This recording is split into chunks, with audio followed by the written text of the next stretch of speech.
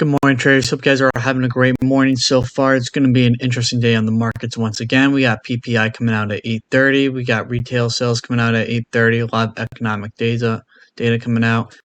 Business inventories at 10 o'clock as well. But without further ado, let's get into all the price action review. So, big thing on the Hang Seng Index is we end up gapping upwards, breaking the 18,000 level. So it'll be interesting to see if we can end up holding that 18,000 level. So we got a mostly bullish day on Asian markets. We got a bullish gap, not a gap, but bullish move upwards on the German DAX. Still is forming out. German markets unclosed for a little bit. And then same thing with the FTSE 100. Got a nice gap upward. Nice move upward, not gap. I don't know why I keep on saying that, but nice move upward. So the big thing to see is going to be see if we can end up holding this bullish price action. Now, with this all in mind, I think a lot of this is the reaction from yesterday's CPI. We still got PPI today. I think it's going to be mostly the same, a little bit less of a reaction. But so I'm expecting another day of a nice big move to the upside in terms of the U.S. markets. That's what the foreign markets are pointing to. But always let price action determine how you trade. Let's get into the S&P holders. Let's see here. All right, so let's see how Tesla is doing. So the big thing on Tesla is going to see if we can hold the 235 support level, see if we can get a push to 240 and maybe above. Let's see what we're doing pre-market. So we're pushing 240, so the big level to watch is going to see if we end up holding the 240 support.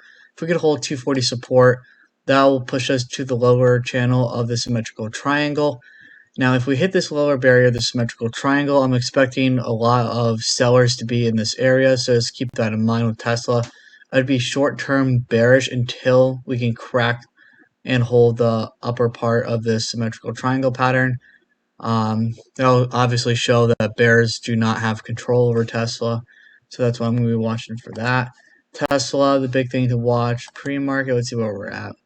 So we're at 500 pre-market. So the big thing to watch is if PPI comes out better than expected or as expected, you could really see a big push on NVIDIA to all-time highs. I think 502.66, you can definitely crack that. We end up breaking above this 485 range. So yeah, I would really watch all-time highs on NVIDIA.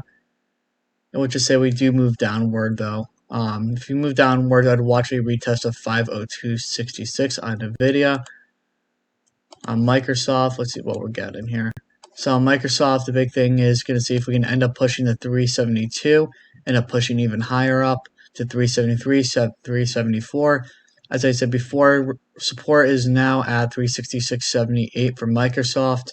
That's going to be a critical level to see if we can end up holding. As shown here, we end up holding it. Let's see, when was that? 2 days ago, we ended up pulling up this 366.78, so that's always a very good sign, holding the all-time high as support. And then last but not least, Apple. Let's see how Apple's doing.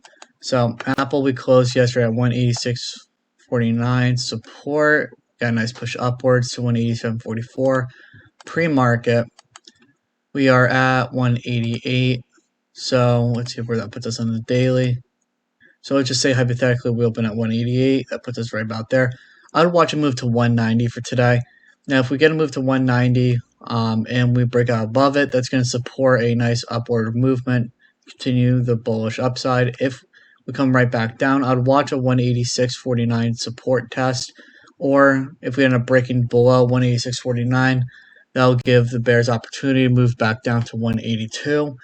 I do think that stocks overall are a little overextended to the upside, so I'm expecting a little bit of a pullback, but that's what I'm going to be looking for today, traders, and good luck.